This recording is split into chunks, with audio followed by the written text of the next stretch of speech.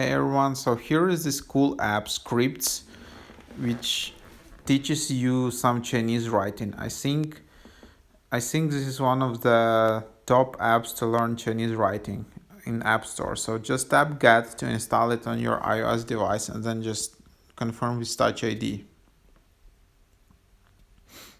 The size is 103 megabytes, and then you can learn a new writing system with Scripts apps: Korean Hangul, Japanese Hiragana, Katakana, Chinese Hanzi, American Sign Language, Indian, Russian Cyrillic, and Latin alphabet.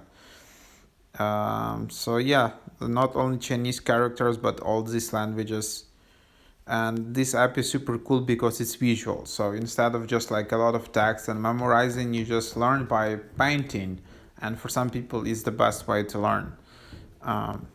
You can have 1 month or 12 months of subscription. 1 month $9.99 per month, 12 months $69.99 per year.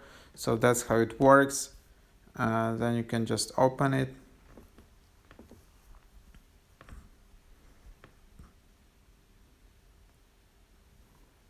And then you can just open an account. So this is how it works. So hope that was helpful.